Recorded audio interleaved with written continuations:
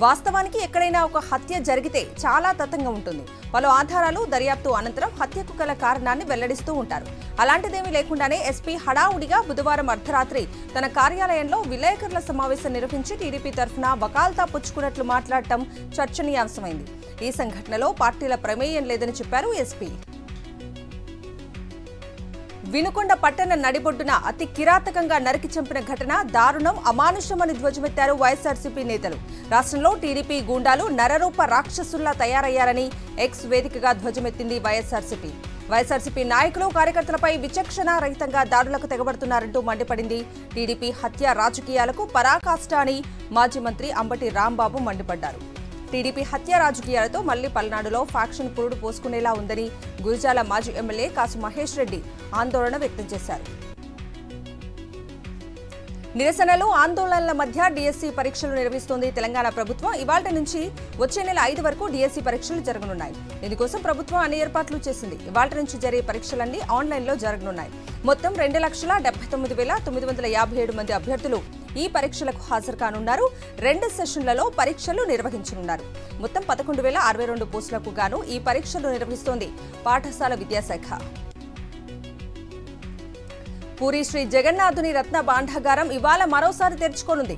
రత్న భాండార్ తెరిచి రహస్య గదుల్లోని ఆభరణాల తరలింపు ప్రక్రియ చేపట్టనున్నారు అధికారులు. 11 మంది సభ్యుల ఉన్నత స్థాయి పర్యవేక్షణ కమిటీ సమావేశంలో ఈ మేరకు నిర్ణయం తీసుకున్నారు. ఈసారి కూడా శుభ గడియల్లో తెరిచేందుకు నిర్ణయించారు. ఉదయం 9:51 నుంచి మధ్యాహ్నం 12:15 మధ్య రత్న భాండాగారం తెరిచి ఆభరణాల తరలింపు పూర్తి చేయనున్నారు. టీడీపీ ఫక్తుగా ఒకే కులం కోసం పనిచేస్తుందన్నారు వైఎస్ఆర్సీపీ ఎంపీ విజయసాయిరెడ్డి. కుల వ్యాపారస్తుల నిధులతో ఛానల్స్లో తప్పుడు వార్తలతో గెలిచిన టీడీపీ ఇప్పుడు ప్రతిపక్షాల గొంతు నొక్కుతోందని ఆగ్రహం వ్యక్తం చేశారు. ఇది వారికి ఎంత చేదుగా ఉన్నా సత్యం మాట్లాడుతూనే ఉంటాను అంటూ ఎక్స్ వేదికగా విమర్శించారు. రేణిగుంట విమానాశ్రయానికి వచ్చిన కేంద్ర మంత్రి నితిన్ గడ్కరీకి మంత్రి బీసీ జనార్దన్ రెడ్డి, ఎంపీ గురుమూర్తి ఘన స్వాగతం పలికారు. పలు రహదారుల విస్తరణపై వీఐపీ లాంచ్లో కేంద్ర మంత్రి నితిన్ గడ్కరీకి వినతి పత్రం ఇచ్చారు ఎంపీ గురుమూర్తి. కాపు ఉద్యమ నేత ముద్రగడ పద్మనాభంను మాజీ మంత్రి అంబటి రాంబాబు కలిశారు. కాపుల కోసం, కాపు రిజర్వేషన్ల కోసం ఉద్యమాన్ని నడిపిన వ్యక్తి ముద్రగడ అని గుర్తు చేశారు. ముద్రగడ లాంటి నేతలు రాజకీయాల్లో అరుదుగా ఉంటారన్నారు. రాజకీయాల్లో నష్టపోయినా ఏనాడు కులాన్ని ఉపయోగించుకోలేదని చెప్పారు. విశాఖలో 280 ఎకరాల్లో ఎర్రమట్టి దిబ్బలను టీడీపీ నేతలు మింగేశారు. ఎర్రమట్టి దిబ్బల విధ్వంసంపై పెద్ద ఎత్తున విమర్శలు వస్తున్నాయి.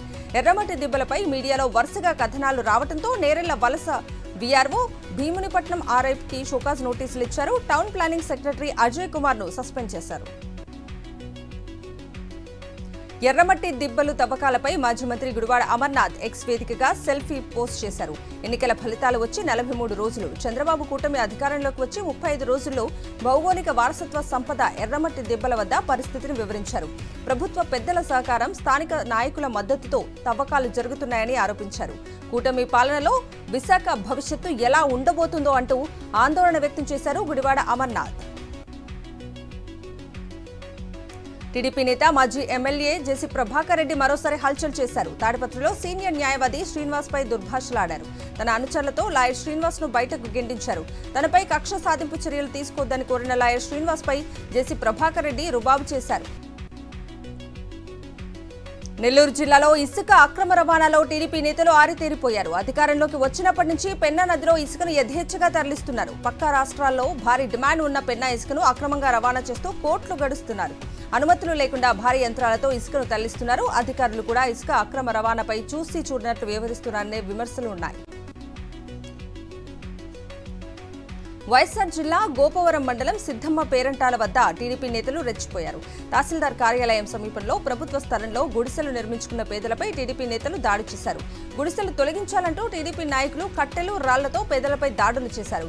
టీడీపీ నేతల దాడిలో కొందరికి గాయాలయ్యాయి. టీడీపీ నేతలు, గుడిసె వాసుల మధ్య వాగ్వాదం జరిగింది.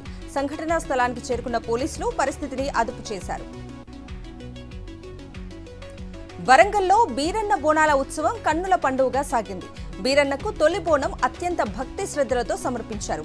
ఈ కార్యక్రమంలో మంత్రి కొండా సురేఖతో పాటు మేయర్ గుండు సుధారాణి పాల్గొని బోనం ఎత్తుకున్నారు. బీరన్నకు ప్రత్యేక పూజలు నిర్వహించారు. సిద్దిపేట జిల్లా దమ్మక్కపల్లి గ్రామంలో ఆత్మహత్య యత్నానికి పాల్పడిన రైతు బండి కిష్టయ్యను మాజీ మంత్రి హరీష్ రావు పరామర్శించారు. కాంగ్రెస్ పార్టీ నేతలు ఇష్టారాజ్యంగా పేద రైతుల భూముల మీద దాడులు చేసి భూములను లాక్కుంటున్న ఘటనలు రాష్ట్ర వ్యాప్తంగా పెరిగిపోయాయని ఆవేదన వ్యక్తం చేశారు. న్యాయం చేయాలని కోరిన రైతుపై కేసు పెట్టి భయభ్రాంతులకు గురిచేశారని మండిపడ్డారు. నల్గొండ జిల్లా ఇడిగూడ గ్రామంలో మొహర్రం సందర్భంగా నిర్వహించిన పీర్ల ఉత్సవాల్లో పాల్గొన్నారు. మునుగోడు ఎమ్మెల్యే కోమిటిరెడ్డి రాజగోపాల్ రెడ్డి పీర్లకు ప్రత్యేక పూజలు నిర్వహించి దట్టీలు సమర్పించి మొక్కులు చెల్లించుకున్నారు. అనంతరం ఊరేగింపులో భాగంగా ఎమ్మెల్యే రాజగోపాల్ రెడ్డి పీర్లను ఎత్తుకుని సందడి చేశారు. గుంటూరు జిల్లా తుళ్లూరు మండలం మందడం గ్రామంలో రాష్ట్ర న్యాయ సేవా అధికార సంస్థను జస్టిస్ దుర్గా ప్రసాదరావు ప్రారంభించారు. ఆర్థిక ఇబ్బందుల వల్ల కోర్టులను ఆశ్రయించలేని వారికి న్యాయ సేవా అధికార సంస్థ మరింత మెరుగైన సేవలు అందించాలని జస్టిస్ దుర్గా ప్రసాదరావు కోరారు. పేద ప్రజలకు అందుబాటులో ఉంచేందుకే న్యాయ సేవా అధికార సంస్థలు ప్రారంభిస్తున్నామన్నారు. శ్రీ సత్యసాయి జిల్లా ఎస్పీగా వి రత్న బాధ్యతలు స్వీకరించారు. వ్యతిరేక కార్యకలాపాలకు పాల్పడే వారిపై చట్ట ప్రకారం చర్యలు తీసుకుంటామని హెచ్చరించారు. సంస్కృతి సాంప్రదాయాలకు నిలయమైన శ్రీ సత్యసాయి జిల్లాకు ఎస్పీగా రావడం చాలా సంతోషంగా ఉందన్నారు ఎస్పీ వి రత్న. జిల్లాలో శాంతి భద్రతల పరిరక్షణ కోసం పాటుపడతానని తెలిపారు. బృహత్తర ప్రణాళిక పరిశీలనలో భాగంగా శ్రీశైలం దేవస్థానం ఈవో పెద్దిరాజు ఇంజనీరింగ్ బృహత్తర ప్రణాళిక నిపుణులతో కలిసి పలు ప్రదేశాలను పరిశీలించారు.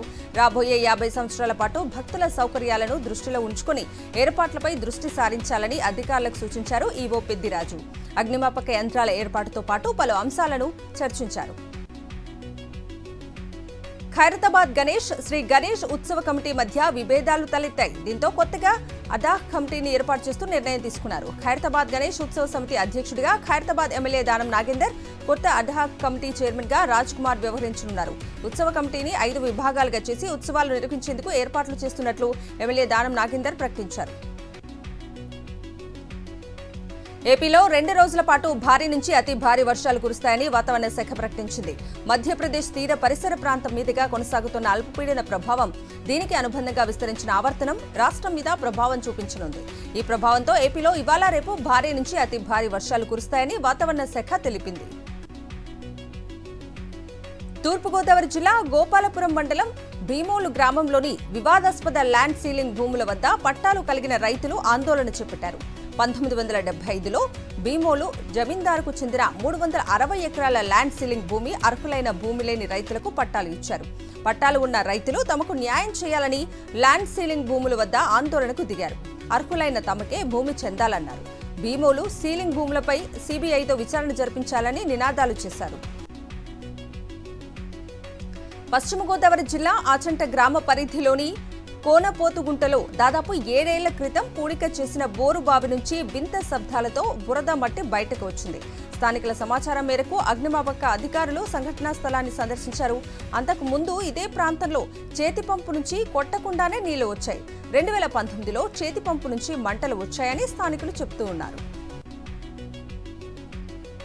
డాక్టర్ బిఆర్ అంబేద్కర్ కోనసీమ జిల్లా ముమ్మిడివరం నియోజకవర్గంలో ఎడతెరిపి లేకుండా భారీ వర్షాలు కురిశాయి. వర్షానికి నారుమల్లు నీట మునిగాయి.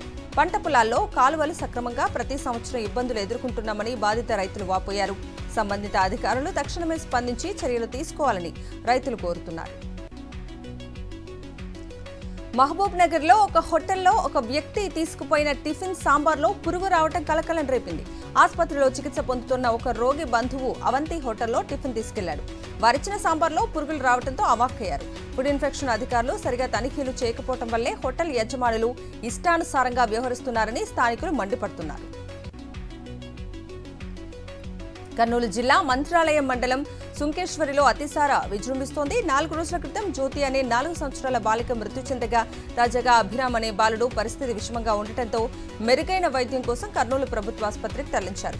ఆదోని సబ్ కలెక్టర్ శివనారాయణ శర్మ గ్రామాన్ని సందర్శించి ప్రజలకు మెరుగైన వైద్యంతో పాటు సురక్షిత నీటిని సరఫరా చేయాలని అధికారులను ఆదేశించారు. అనకాపల్లి జిల్లా మాడుగులలో జగన్నాథ స్వామి రథయాత్ర అంగరంగ వైభవంగా జరిగింది. ఇంద్రద్రుమ్యాన్యంలో 10 రోజుల పాటు భక్తులకు స్వామివారి దశావతారాలలో దర్శనమిచ్చారు. ఈ ఉత్సవానికి మాడుగుల గ్రామస్తులతో పాటు చుట్టుపక్కల గ్రామాల నుంచి భక్తులు భారీగా తరలివచ్చి రథయాత్రలో పాల్గొన్నారు. నాగర్ కర్నూలు జిల్లా బిజినేపల్లి మండలం వడ్డేమాన్లో రెండు కుటుంబాల మధ్య భూ వివాదం నెలకొంది. పొలంలో విత్తనాలు వేసే సమయంలో ఒకరిపై ఒకరు కర్రలతో దాడి చేసుకున్నారు. దీంతో ఇరు కుటుంబాలు ఒకరిపై ఒకరు పోలీసులకు ఫిర్యాదు చేశారు. కరీంనగర్ జిల్లా హుజూరాబాద్ లో కుక్కలు స్వైర విహారం చేశాయి. పట్టణంలోని పలు కాలనీల్లో వీధి కుక్కలు రెచ్చిపోయాయి. రాత్రి వేళల్లో వీధుల్లో నడుస్తున్న వారిపై ఎగబడ్డాయి. విద్యానగర్, గాంధీనగర్, ప్రతాపవాడ, మామిండ్లవాడ కాలనీలో ఏకంగా 25 మందిపై దాడి చేశాయి కుక్కలు. గాయపడిన వారిలో ముగ్గురికి తీవ్ర గాయాలయ్యాయి. బాధితులను ఎంజీఎం ఆసుపత్రికి తరలించారు బంధువులు. ఏలూరు ఆముదాల అప్పలస్వామి కాలనీలో రౌడీ షీటర్లు హంగామా చేశారు. ఇళ్లలోకి చొరబడి మహిళలపై దాడులు చేశారు. తమ పార్టీ అధికారంలోకి వచ్చింది, కాలనీలో నివసించడానికి వీలు లేదని హుకుం జారీ చేశారు. కాలనీ వదిలి వెళ్లకపోతే చంపేస్తామని బెదిరిస్తున్నారని బాధితులు వాపోయారు. బాధితురాలు మెడలో ఉన్న 4 తులాల బంగారు గొలుసును ఎత్తుకెళ్లారు రౌడీ షీటర్లు. ప్రస్తుతం బాధితురాలు ఏలూరు ప్రభుత్వాసుపత్రిలో చికిత్స పొందుతున్నారు. మహబూబ్ నగర్ జిల్లాలోని కృష్ణానదికి జల కళ సంతరించుకుంది. ఎగువన కర్ణాటకలోని నారాయణపూర్ ప్రాజెక్టు 9 గేట్లు తెరిచి 28,560 క్యూసెక్ల నీటిని అధికారులు విడుదల చేశారు. ఈ నేపథ్యంలో ప్రియదర్శిని జూరాల ప్రాజెక్టుకు వరద తాకిడి పెరిగింది. నదీ పరివాహక ప్రాంతాల ప్రజలను అధికారులు అప్రమత్తం చేశారు. తిరుపతి జిల్లా నెలబల్లిలో 8 ఏళ్ల బాలికపై బీహార్కు చెందిన వ్యక్తి అత్యాచారం చేసి హత్య చేశాడు. అనంతరం బాలిక మృతదేహాన్ని నేషనల్ హైవే పక్కన రైస్ మిల్లు సమీపంలోని అటవీ ప్రాంతంలో పడేశాడు. బిస్కెట్లు ఇచ్చి బాలికను యువకుడు చెట్ల పొదల్లోకి తీసుకెళ్లి అఘాయిత్యానికి పాల్పడ్డాడు. రైస్ మిల్లులో పనిచేసే కార్మికుడు కూతురిగా గుర్తించారు. సమాచారం తెలుసుకున్న ఎస్పీ సుబ్బారాయుడు నాయుడుపేట ప్రభుత్వ ఆసుపత్రికి చేరుకుని పరిస్థితిని సమీక్షించారు. నిందితుడిని కఠినంగా శిక్షిస్తామని ఎస్పీ సుబ్బారాయుడు వెల్లడించారు. ఒక యువతితో అసభ్యంగా ప్రవర్తించిన ఆర్టీసీ బస్ కండక్టర్ను రాయదుర్గం పోలీసులు అరెస్ట్ చేసి రిమాండ్కు తరలించారు. ఫారూక్ నగర్ డిపోకు చెందిన బస్సులో ఉప్పాల్గూడ నుంచి హిమాయత్ నగర్కు ప్రయాణిస్తున్న యువతితో బస్సు కండక్టర్ మణికొండ వద్ద అసభ్యంగా ప్రవర్తించాడు. ప్రయాణ సమయంలో ఒక కండక్టర్ తనతో ప్రవర్తించిన తీరు సరిగా లేదని యువతి సోషల్ మీడియాలో పోస్ట్ చేసింది. కండక్టర్పై కేసు నమోదు చేసి రిమాండ్కు తరలించారు పోలీసులు.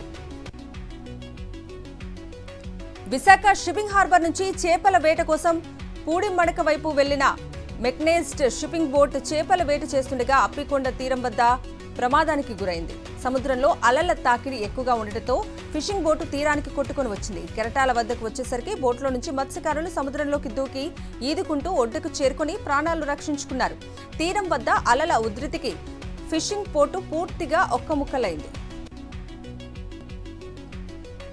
సిద్దిపేట కేసీఆర్ నగర్ లో గంజాయి విక్రయిస్తున్న 9 మందిని అరెస్ట్ చేశారు పోలీసులు. నిందితుల వద్ద నుంచి ఒక కారు, 9 సెల్ ఫోన్లు, 4 కేజీల గంజాయి, 23,000 నగదును స్వాధీనం చేసుకున్నట్లు ఏసీపీ మధు తెలిపారు.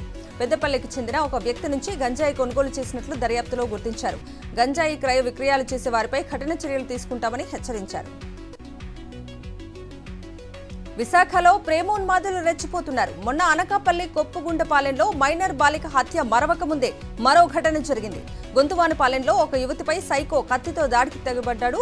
యువతిని హత్య చేసేందుకు ఇంటి ముందు రెక్కీ నిర్వహించి పథకం ప్రకారం హత్య చేసేందుకు దాడికి పాల్పడ్డాడు.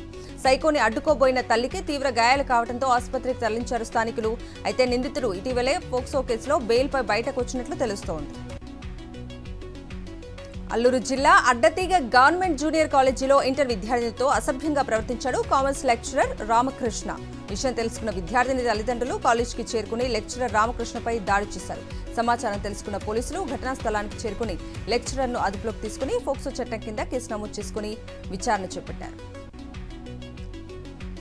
నిజామాబాద్ జిల్లాలో దొంగలు తెలివి మీరిపోయారు. 3 ఇళ్లలో చోరీకి తెగబడ్డ దొంగలు ఆనవాళ్లు తెలియకుండా కారం పొడి చల్లి వెళ్లిపోయారు. నందిపేట మండలం వెల్మల్లో 3 ఇళ్లలో చోరీకి పాల్పడ్డారు దొంగలు. ఈ దృశ్యాలు అక్కడి సీసీ కెమెరాల్లో రికార్డయ్యాయి. తాళం వేసిన ఇళ్లే లక్ష్యంగా చోరీలకు పాల్పడుతున్నారు. అర్ధరాత్రి 3 ఇళ్లలో చోరీ చేసిన దొంగలు భారీగా నగదు, బంగారం ఎత్తుకెళ్లారు. ఆనవాళ్లు తెలియకుండా ఉండేందుకు 3 ఇళ్లలో కారం పొడి చల్లారు. ఖమ్మం జిల్లా కారేపల్లిలో ఇంజెక్షన్ వికటించి ఒక వ్యక్తి మృతి చెందాడు. మాణిక్యారం గ్రామానికి చెందిన రేపాకుల లాలయ్య కాలుకి గాయం కావడంతో కారేపల్లిలోని చికిత్స కోసం డాక్టర్ రాఘవులు వద్దకు వెళ్లాడు. ఆసుపత్రిలో వైద్యుడు లాలయ్యకు 3 ఇంజెక్షన్లు ఇచ్చారు. అయితే ఆ తర్వాత లాలయ్య ఆరోగ్య పరిస్థితి క్షీణించడంతో మరో 3 ఇంజెక్షన్లు చేశారని, దీంతో అపస్మారక స్థితిలోకి వెళ్లి మృతి చెందాడని మృతుని భార్య తెలిపారు.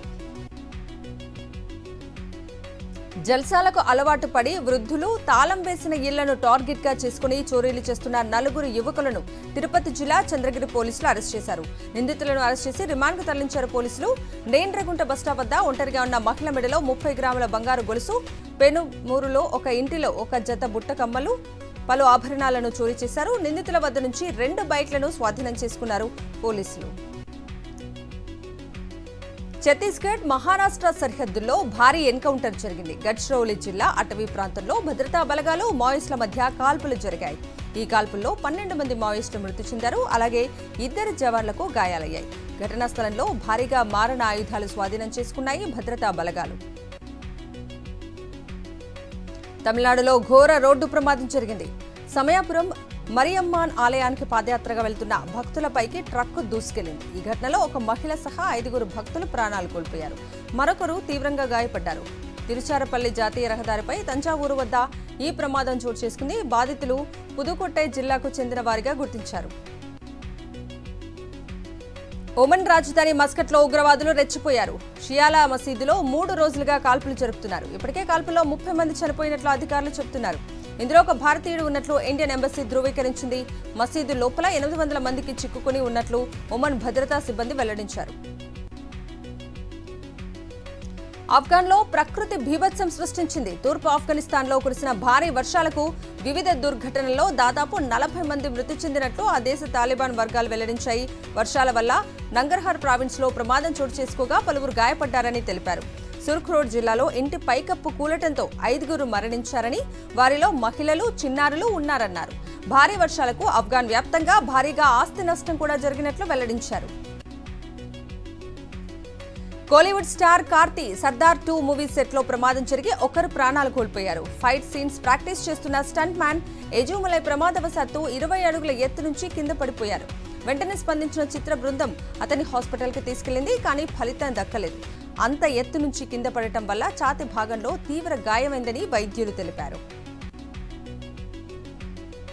పారిస్ ఒలింపిక్స్ 2024లో పాల్గొననున్న భారత క్రీడాకారుల సంఖ్య ఖరారైంది.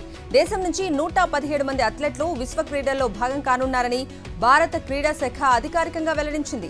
పారిస్ క్రీడల్లో పాల్గొనున్న భారత అథ్లెటిక్స్ బృందంలో 29 మంది ఉండగా ఇందులో 11 మంది మహిళా, 18 మంది పురుష క్రీడాకారులు ఉన్నారు. షూటింగ్ టీంలో 21 మంది ఉండగా హాకీ జట్టులో 19 మంది పేర్లు ఉన్నాయి.